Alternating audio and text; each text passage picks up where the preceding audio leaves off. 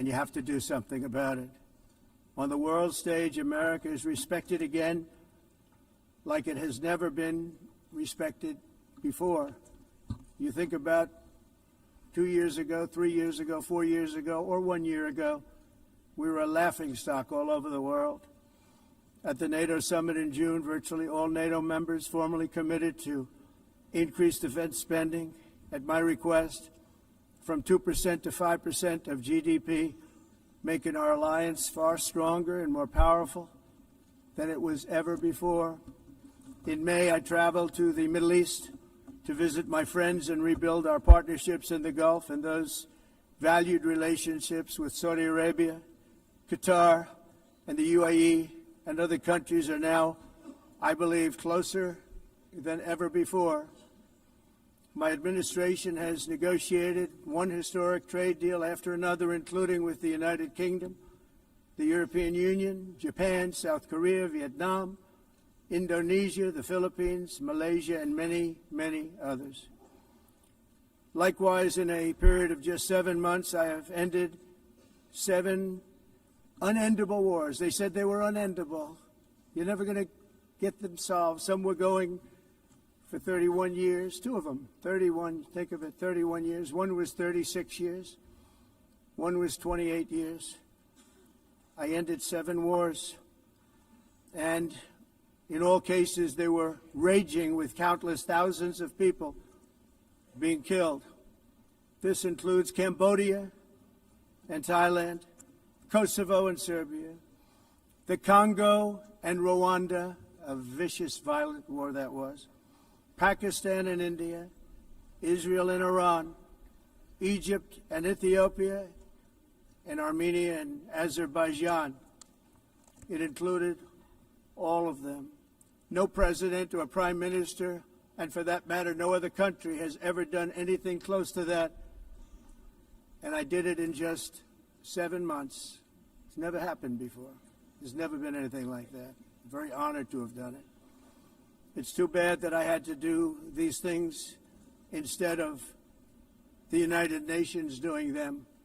And sadly, in all cases, the United Nations did not even try to help in any of them. I ended 7 wars, dealt with the leaders of each and every one of these countries, and never even received a phone call from the United Nations offering to help in finalizing the deal. All I got from the United Nations was an escalator that on the way up stopped right in the middle. If the First Lady wasn't in great shape, she would have fallen. But she's in great shape. We're both in good shape. We both stood. And then a teleprompter that didn't work.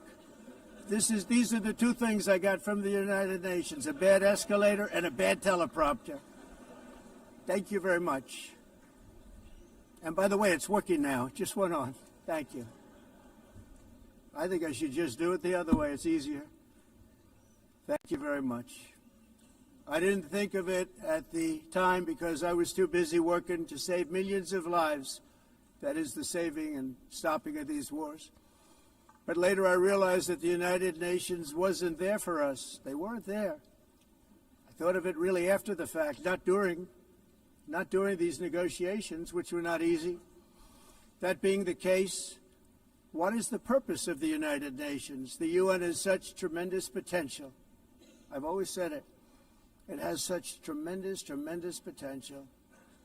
But it's not even coming close to living up to that potential. For the most part, at least for now, all they seem to do is write a really strongly worded letter and then never follow that letter up. It's empty words, and empty words don't solve war. The only thing that solves war and wars is action.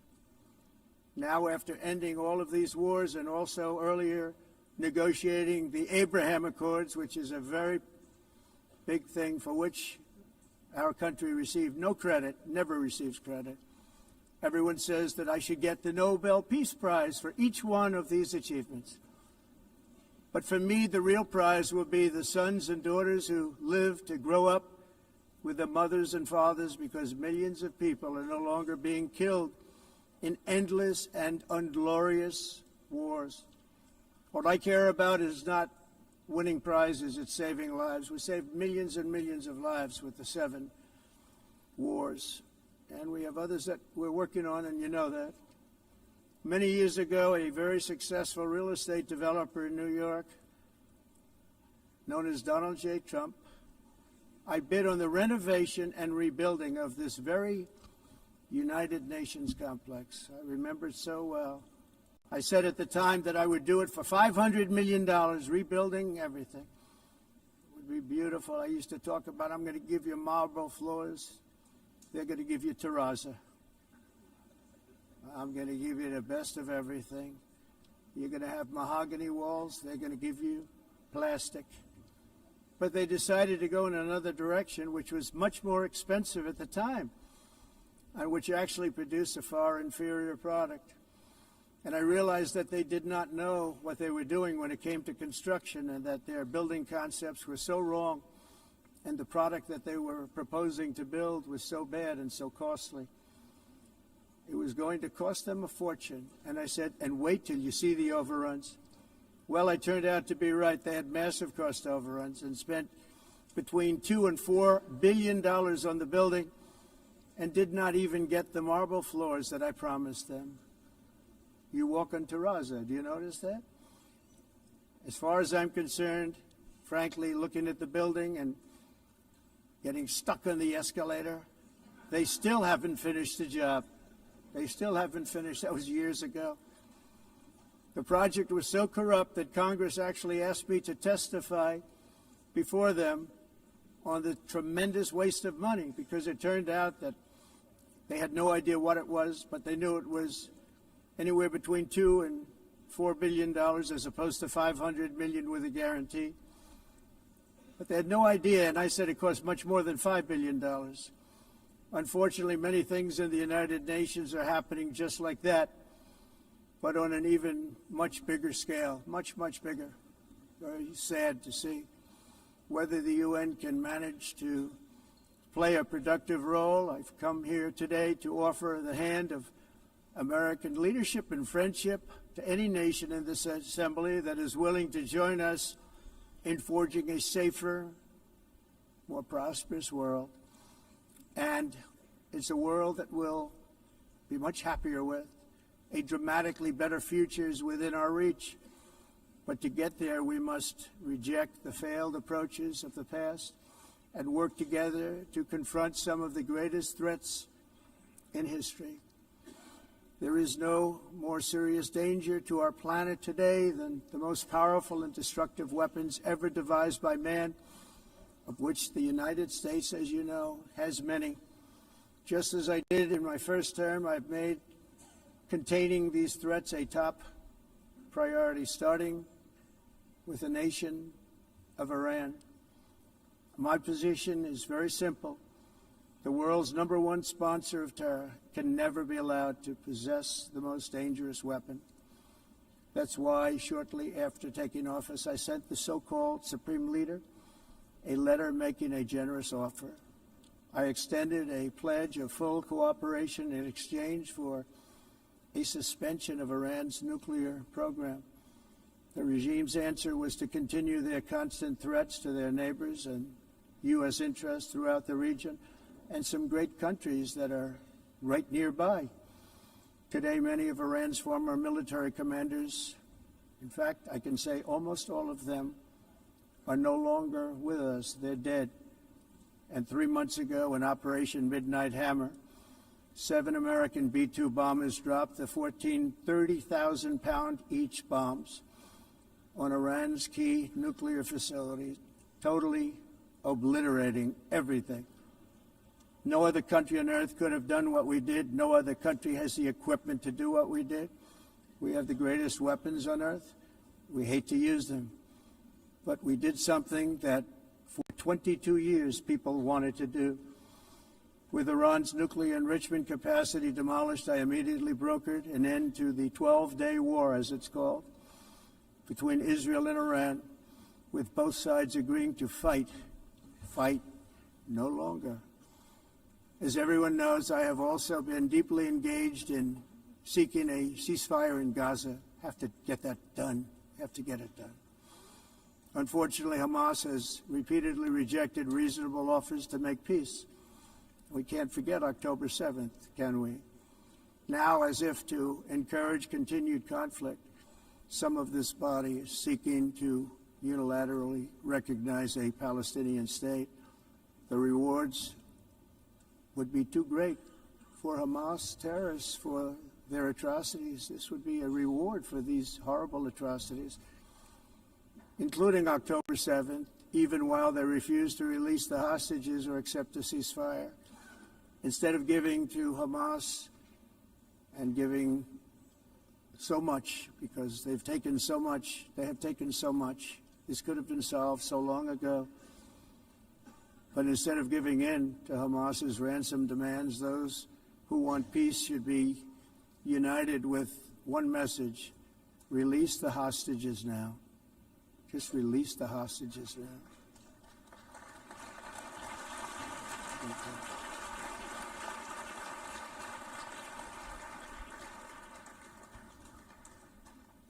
Thank you. As we have got to come together, and we will come together, got to get it done. We have to stop the war in Gaza immediately. We have to stop it. We have to get it done. We have to negotiate. Immediately have to negotiate peace. We got to get the hostages back. We want all 20 back. We don't want 2 and 4. As you know, I got, along with Steve Witkoff and others that helped us, Marco Rubio, we got most of them back. We were involved in all of them. But I always said the last 20 are going to be the hardest, and that's exactly what happened. We have to get them back now. We don't want to get back 2, and then another 2, and then 1, and then 3. Have this process. No, we want them all back, and we want the actually 38 dead bodies back too. Those parents came to me, and they want them back, and they want them back very quickly and very badly, as though they were alive. They want them. They want them every bit as much as if their son or daughter were alive. I've also been working relentlessly, stopping the killing in Ukraine. I thought that would be, of the 7 wars that I stopped, I thought that would be the easiest because of my relationship with President Putin, which had always been a good one. I thought that was going to be the easiest one. But, you know, in war, you never know what's going to happen. There are always lots of surprises, both good and bad. Everyone thought Russia would win this war in 3 days, but it didn't work out that way. It was supposed to be just a quick little skirmish. It's not making Russia look good. It's making them look bad. No matter what happens from here on out, this was something that should have taken a matter of days, certainly less than a week. And they've been fighting for 3.5 years and killing anywhere from 5,000 to 7,000 young soldiers, mostly soldiers, on both sides, every single week, from 5,000 to 7,000 dead young people, and some in cities, much smaller numbers, where rockets are shot, where drones are dropped. This war would never have started if I were president. This was a war that should have never happened. It shows you what leadership is, what bad leadership can do to a country. Look what happened to the United States, and look where we are right now in just a short period of time. The only question now is how many more lives will be needlessly lost on both sides. China and India are the primary funders of the ongoing war by continuing to purchase Russian oil. But inexcusably, even NATO countries have not cut off much Russian energy and Russian energy products, which, as you know, I found out about 2 weeks ago, and I wasn't happy. Think of it. They're funding the war against themselves. Who the hell ever heard of that one? In the event that Russia is not ready to make a deal to end the war, then the United States is fully prepared to impose a very strong round of powerful tariffs, which would stop the bloodshed, I believe, very quickly. But for those tariffs to be effective, European nations, all of you are gathered here right now, would have to join us in adopting the exact same measures. I mean, you're much closer to the city. We have an ocean in between. You're right there. And Europe has to step it up. They can't be doing what they're doing. They're buying oil and gas from Russia while they're fighting Russia. It's embarrassing to them, and it was very embarrassing to them when I found out about it, I can tell you that. They have to immediately cease all energy purchases from Russia. Otherwise, we're all wasting a lot of time. So I'm ready to discuss this. We're going to discuss it today with the European nations, all gathered here. I'm sure they're thrilled to hear me speak about it, but that's the way it is. I like to speak my mind and speak the truth. As we seek to reduce the threat of dangerous weapons today, I'm also calling on every nation to join us in ending the development of biological weapons once and for all. And biological is terrible, and nuclear is even beyond, and we include nuclear in that. We want to have a cessation of the development of nuclear weapons. We know, and I get to view it all the time. Sir, would you like to see? And I look at weapons that are so powerful that we just can't ever use them. If we ever use them, the world literally might come to an end. There would be no United Nations to be talking about. There would be no nothing. Just a few years ago, reckless experiments overseas gave us a devastating global pandemic. Yet despite that worldwide catastrophe, many countries are continuing extremely risky research into bioweapons and man-made pathogens. This is unbelievably dangerous. To prevent potential disasters, I'm announcing today that my administration will lead an international effort to enforce biological weapons convention, which is going to be meeting with the top leaders of the world by pioneering an AI verification system that everyone can trust. Hopefully the UN can play a constructive role, and it will also be one of the early projects under AI. Let's see how good it is, because a lot of people are saying it could be one of the great things ever, but it also can be dangerous, but it could be put to tremendous use and tremendous good, and this would be an example of that. Not only is the UN not solving the problems it should, too often, it's actually creating new problems for us to solve. The best example is the #1 political issue of our time, the crisis of uncontrolled migration. It's uncontrolled. Your countries are being ruined. The United Nations is funding an assault on Western countries and their borders. In 2024, the UN budgeted $372 million in cash assistance to support an estimated 624,000 migrants journeying into the United States. Think of that. The UN is supporting people that are illegally coming into the United States, and then we have to get them out. The UN also provided food, shelter, transportation, and debit cards to illegal aliens. Can you believe that? On the way to infiltrate our southern border. Millions of people came through that southern border. Just a year ago, millions and millions of people were pouring in, 25 million altogether over the 4 years of the incompetent Biden administration. And now we have it stopped, totally stopped. In fact, they're not even coming anymore because they know they can't get through. But what took place is totally unacceptable. The UN is supposed to stop invasions, not create them and not finance them. In the United States, we reject the idea that mass numbers of people from foreign lands can be permitted to travel halfway around the world, trample our borders, violate our sovereignty, cause unmitigated crime, and deplete our social safety net. We have reasserted that America belongs to the American people, and I encourage all countries to take their own stand in defense of their citizens as well. You have to do that because I see it. I'm not mentioning names. I see it, and I can call every single one of them out. You're destroying your countries. They're being destroyed. Europe is in serious trouble. They've been invaded by a force of illegal aliens like nobody's ever seen before. Illegal aliens are pouring into Europe. Nobody's doing anything to change it, to get them out. It's not sustainable. And because they choose to be politically correct, they're doing just absolutely nothing about it.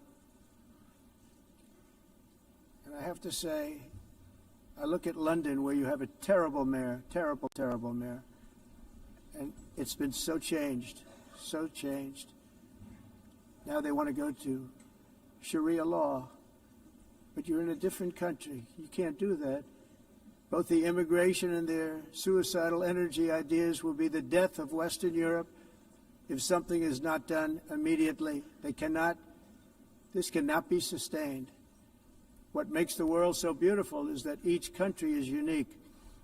But to stay this way, every sovereign nation must have the right to control their own borders. You have the right to control your borders, as we do now, and to limit the sheer numbers of migrants entering their countries and paid for by the people of that nation that were there and that built that particular nation at the time. They put their blood, sweat, tears, money into that country, and now they're being ruined. Proud nations must be allowed to protect their communities and prevent their societies from being overwhelmed by people they have never seen before, with different customs, religions, with different everything. Where migrants have violated laws, lodged false asylum claims, or claimed refugee status for illegitimate reasons, they should, in many cases, be immediately sent home. And while we will always have a big heart for places and people that are struggling and truly compassionate, answers will be given.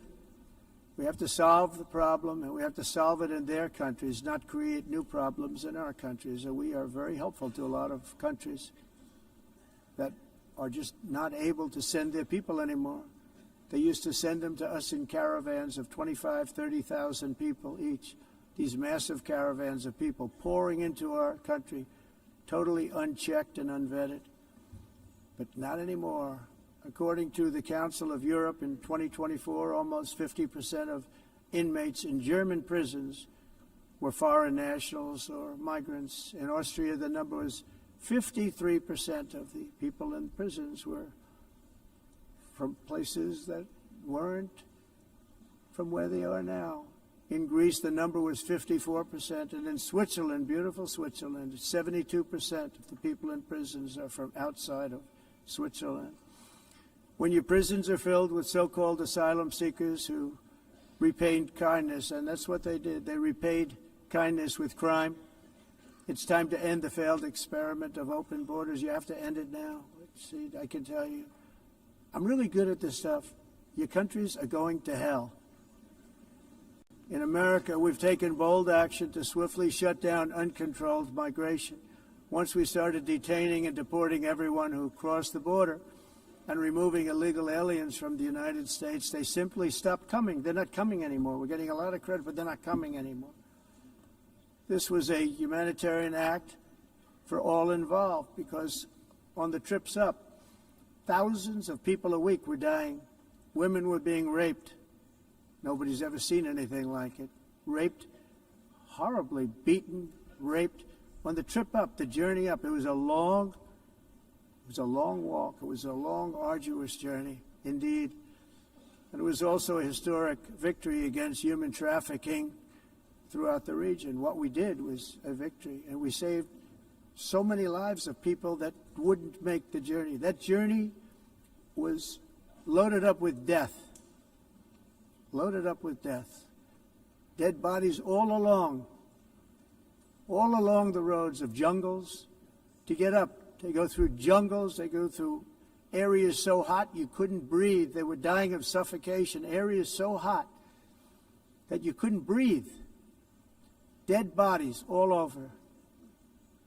By them not coming, we're saving tremendous numbers of lives. My people have done a fantastic job in doing what they did, and the American public agrees with it. I mean, I was very proud to see this morning I have the highest poll numbers I've ever had. Part of it is because of what we've done on the border. I guess the other part is what we've done on the economy. Joe Biden's policies empowered murderous gangs, human smugglers, child traffickers, drug cartels, and prisoners from all over the world. The previous administration also lost nearly 300,000 children. Think of that. They lost more than 300,000 children, little children, who were trafficked into the United States on the Biden watch. many of whom have been raped, exploited, and abused, and sold. Sold. Nobody talks about that. The fake news doesn't write about it. With many others, young children who are missing or dead. And we found a lot of these children, and we're sending them back, and we've been sending them back to their parents. They said, nobody knows who they are. They said, where do you come from? And they'll give us a country, and we'll find out, and we'll figure it out, and we'll bring them back to their homes. And the mother and father rush to the door, and their tears in their eyes. They can't believe that they're seeing their son or daughter, their little son or daughter again. We've done almost 30,000 of them so far. Any system that results in the mass trafficking of children is inherently evil. Yet that is exactly what the globalist migration agenda has done, and it's what it's all about. In America, those days, as you know, are over. The Trump administration is working, and we are continuing to work to track down the villains that are causing this problem, and also, as I said, to get back the 30,000 we've already returned. Now I think we're going to have another. We're going to find a lot. You're not going to find all of them. 300, more than 300,000. They're lost or they're dead. They're lost or they're dead because of the animals that did this. To protect our citizens, I've also designated multiple savage drug cartels as far as and you see this, and you see it happening right before your eyes. Let's put it this way. People don't like taking big loads of drugs in boats anymore. There aren't too many boats that are traveling on the seas by Venezuela. They tend not to want to travel very quickly anymore. And we've virtually stopped drugs coming into our country by sea. We call them the water drugs. They kill hundreds of thousands of people. I've also designated multiple savage drug cartels as far as foreign terrorist organizations, along with two bloodthirsty transnational gangs, probably the worst gangs anywhere in the world, MS-13 and Tren de Aragua. Tren de Aragua is from Venezuela, by the way. Such organizations torture, maim, mutilate, and murder with impunity. They're the enemies of all humanity. For this reason, we've recently begun using the supreme power of the United States military to destroy Venezuelan terrorists and trafficking networks led by Nicolas Maduro. To every terrorist thug smuggling poisonous drugs into the United States of America, please be warned that we will blow you out of existence. That's what we're doing. We have no choice. Can't let it happen. They're destroying. I believe we lost 300,000 people last year to drugs, 300,000. Fentanyl and other drugs. Each boat that we sink carries drugs that would kill more than 25,000 Americans. We will not let that happen. Energy is another area where the United States is now thriving like never before. We're getting rid of the falsely named renewables. By the way, they're a joke. They don't work. They're too expensive. They're not strong enough to fire up the plants that you need to make your country great. The wind doesn't blow. Those big windmills are so pathetic and so bad, so expensive to operate. And they have to be rebuilt all the time, and they start to rust and rot. Most expensive energy ever conceived, and it's actually energy. You're supposed to make money with energy, not lose money. You lose money, the governments have to subsidize. You can't put them out without massive subsidies. And most of them are built in China, and I give China a lot of credit. They build them, but they have very few wind farms. So why is it that they build them and they send them all over the world, but they barely use them? You know what they use? Coal. They use gas. They use almost anything, but they don't like wind. But they sure as hell like selling the windmills. Europe, on the other hand, is a long way to go, with many countries being on the brink of destruction because of the green energy agenda. And I give a lot of credit to Germany. Germany was being led down a very sick path, both on immigration, by the way, and on energy. They were going green, and they were going bankrupt. And the new leadership came in, and they went back to where they were, with fossil fuel and with nuclear, which is good. It's now safe. you could do it properly. But they went back to where they were, and they opened up a lot of different plants, energy producing plants, and they're doing well. I give Germany a lot of credit for that. They've said this is a disaster, what's happening. They were going all green. All green is all bankrupt. That's what it represents. And it's not politically correct. I'll be very badly criticized for saying it, but I'm here to tell the truth. I don't care. It doesn't matter to me. I'm in New York City. I'm feeling a lot safer. Crime, we're getting crime down. And by the way, speaking of crime, Washington, D.C. Washington, D.C. was the crime capital of America. Now it's after 12 days, it's a totally safe city.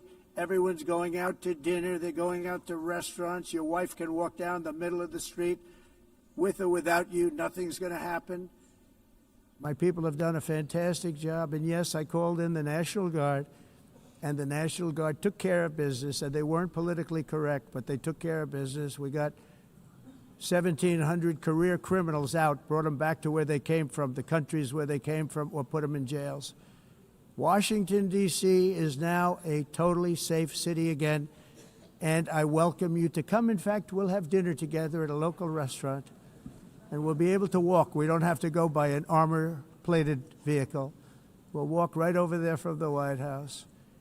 They've given up their powerful edge, a lot of the countries that we're talking about, in oil and gas, such as essentially closing the great North Sea oil. Oh, the North Sea, I know it so well. Aberdeen was the oil capital of Europe, and there's tremendous oil that hasn't been found in the North Sea. Tremendous oil. And I was with the Prime Minister I respect and like a lot, and I said, you're sitting with the greatest asset. They essentially closed it by making it so highly taxed that no developer, no oil company can go there. They have tremendous oil left, and more importantly, they have tremendous oil that hasn't even been found yet. And what a tremendous asset for the United Kingdom. And I hope the Prime Minister is listening, because I told it to him 3 days in a row. That's all he heard. North Sea oil, North Sea, because I want to see them do well. I want to stop seeing them ruining that beautiful Scottish and English countryside with windmills and massive solar panels that go 7 miles by 7 miles, taking away farmland.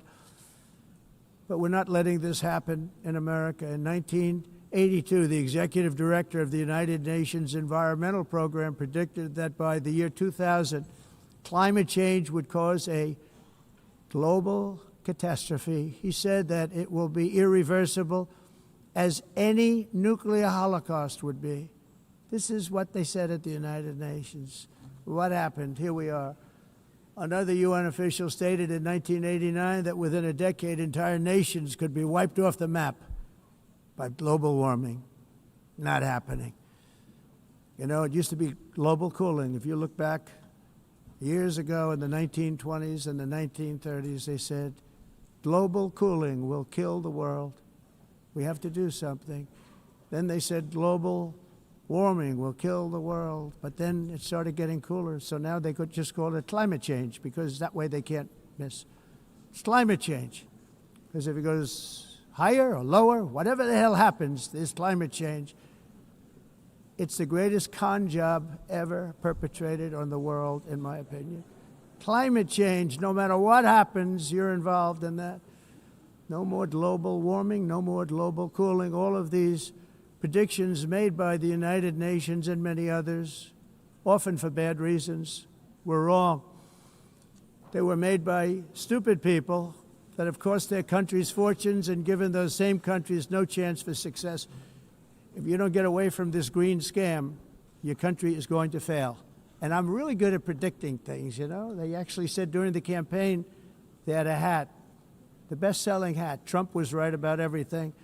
And I don't say that in a braggadocious way, but it's true. I've been right about everything. And I'm telling you that if you don't get away from the green energy scam, your country is going to fail. And if you don't stop people that you've never seen before, that you have nothing in common with, your country is going to fail. I'm the President of the United States, but I worry about Europe. I love Europe. I love the people of Europe. And I hate to see it being devastated by energy and immigration. This double-tailed monster destroys everything in its wake, and they cannot let that happen any longer. You're doing it because you want to be nice, you want to be politically correct, and you're destroying your heritage. They must take control strongly and immediately of the unmitigated immigration disaster and the fake energy catastrophe before it's too late. The carbon footprint is a hoax made up by people with evil intentions, and they're heading down a path of total destruction. You know, the carbon footprint was a big, big thing a few years ago. I remember hearing about the carbon footprint, and then President Obama would get into Air Force One, a massive Boeing 747, and not a new one, an old one with old engines that spew everything into the atmosphere. He'd talk about the carbon footprint, we must do so. Then he'd get in and he'd fly from Washington to Hawaii to play a round of golf. And then he'd get back onto that big, beautiful plane and he'd fly back and he'd talk about, again, global warming and the carbon footprint. It's a con job. At extreme cost and expense, Europe reduced its own carbon footprint by 37%. Think of that. Congratulations, Europe. Great job. You cost yourself a lot of jobs, a lot of factories closed, but you reduced the carbon footprint by 37%. However, for all of that sacrifice and much more, it's been totally wiped out and then some by a global increase of 54%.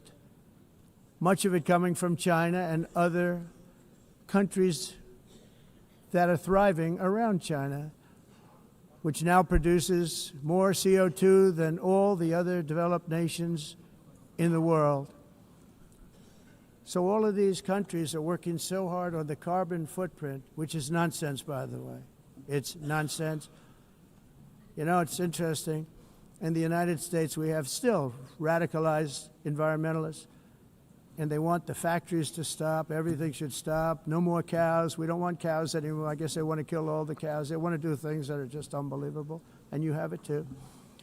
But you know, we have a border, strong, and we have a shape, and that shape doesn't just go straight up.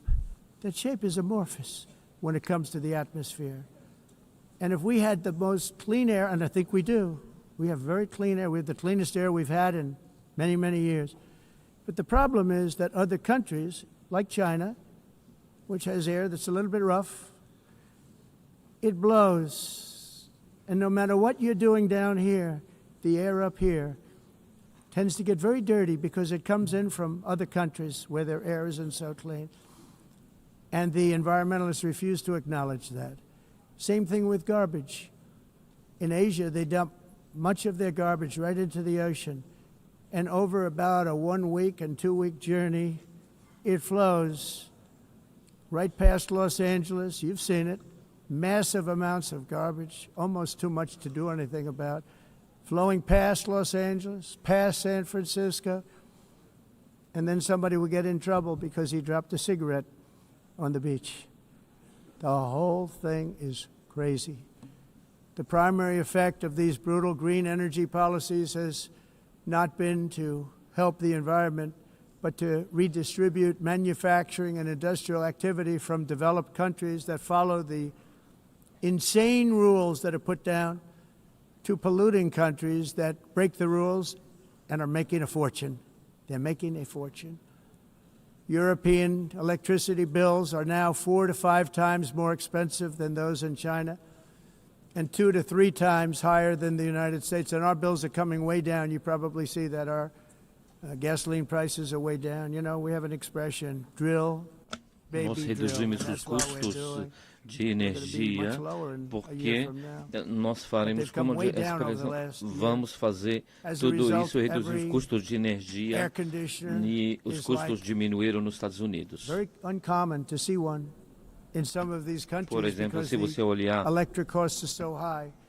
So while the US has approximately 1,300 heat-related deaths annually, it's a lot. Europe loses Mas more nós than nos Estados Unidos 175,000 people to heat conseguimos deaths each year. usar eles e evitar aumento da temperatura, porque é muito caro também usar all in e the name ninguém of usa pretending to stop the global isso. warming hoax.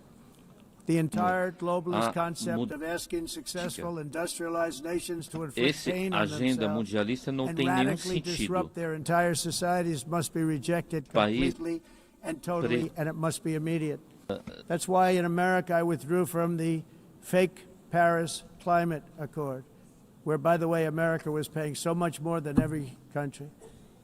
Others weren't paying. China didn't have to pay until 2030.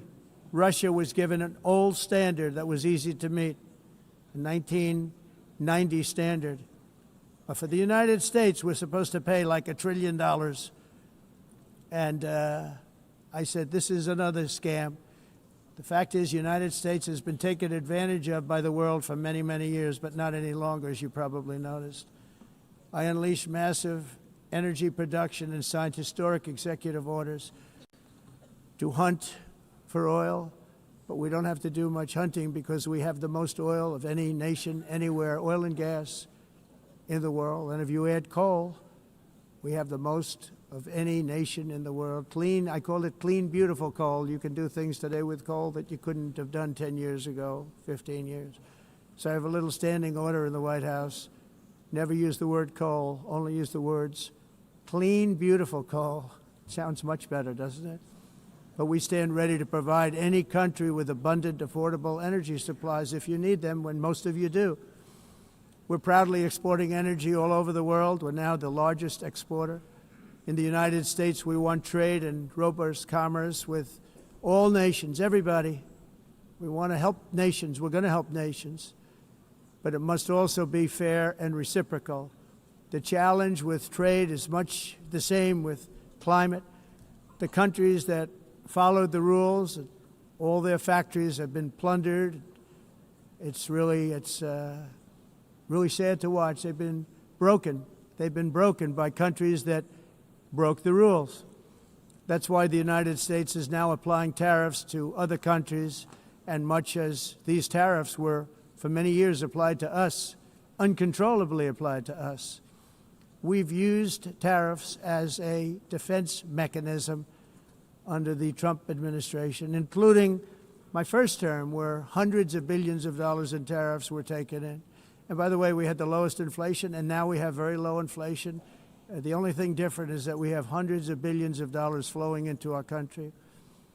But this is how we will ensure that the system works for everyone and is sustainable into the future. We're also using tariffs to defend our sovereignty and security throughout the world, including against nations that have taken advantage of former U.S. administrations for decades, including the most corrupt, incompetent administration in history, the sleepy Joe Biden administration. Brazil now faces major tariffs in response to its unprecedented efforts to interfere in the rights and freedoms of our American citizens and others, with censorship, repression, weaponization, judicial corruption, and targeting of political critics in the United States. I have a little problem saying this because I must tell you, I was walking in and the leader of Brazil was walking out. We saw him and I saw him, he saw me, and we embraced. And then I'm saying, can you believe I'm going to be saying this in just 2 minutes? But we actually agreed that we would meet next week. We didn't have much time to talk, like about 20 seconds. They were in retrospect, I'm glad I waited because this thing didn't work out too well. But we did talk. We had a good talk, and we agreed to meet next week, if that's of interest. But he seemed like a very nice man, actually. He liked me, I liked him. But if you, and I only do business with people I like. When I don't like them, I don't like them. But we had, at least for about 39 seconds, we had excellent chemistry. It's a good sign. But also in the past, Brazil, can you believe this, unfairly tariffed our nation, but now because of our tariffs, we are hitting them back, and we're hitting them back very hard. As President I will always defend our national sovereignty and the rights of American citizens. So I'm very sorry to say this, that Brazil is doing poorly and will continue to do poorly. They can only do well when they're working with us. Without us, they will fail, just as others have failed. It's true. Next year, the United States will celebrate the 250th anniversary of our glorious independence, a testament to enduring power and American freedom and spirit. We will also be proudly hosting the 2026 FIFA World Cup, and shortly thereafter, the 2028 Olympics, which is going to be very exciting. I hope you all come. I hope that countless people from all over the globe will take part of these will be great celebrations of liberty and human achievement, and that together we all can rejoice in the miracles of history that began in July 4th, 1776, when we founded the light to all nations. And it's something really that an amazing thing came out of that date. It's called the United States of America. In honor of this momentous anniversary, I hope that all countries who find inspiration in our example will join us in renewing our commitment, values, and those values, really, that we hold so dear together. Let us defend free speech and free expression. Let us protect religious liberty, including for the most persecuted religion on the planet today. It's called Christianity.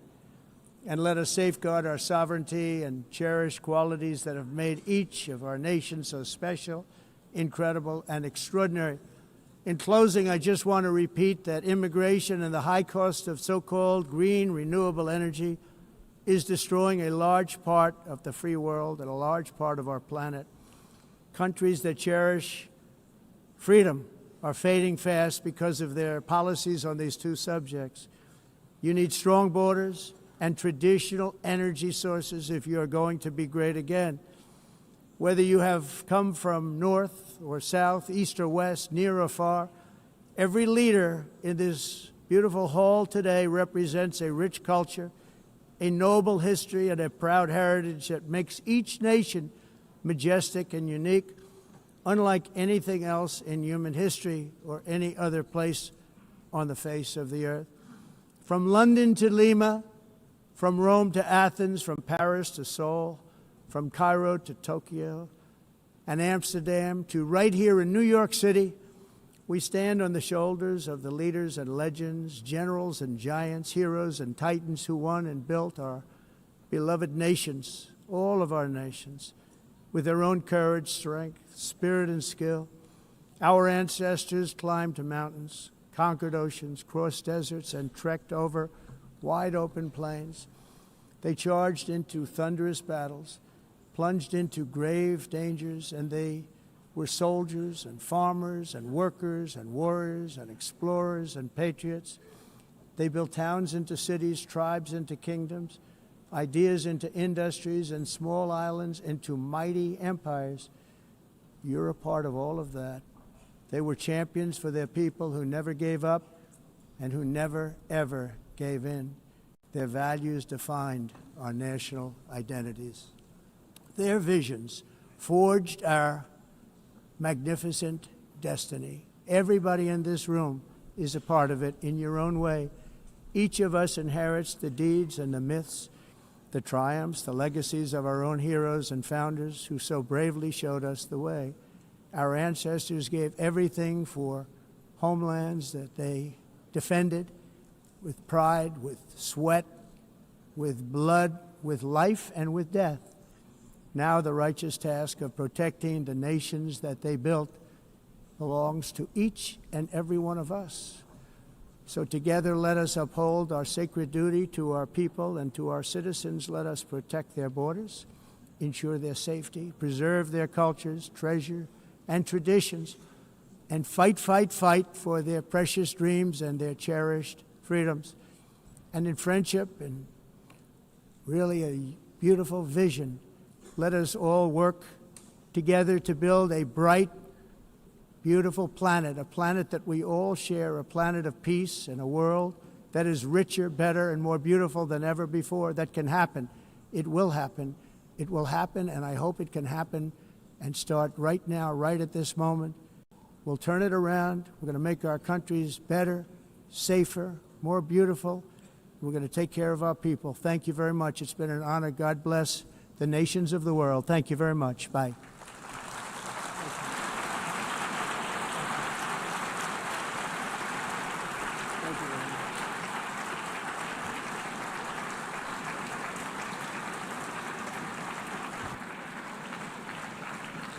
On behalf of the Assembly, I wish to thank the President of the United States,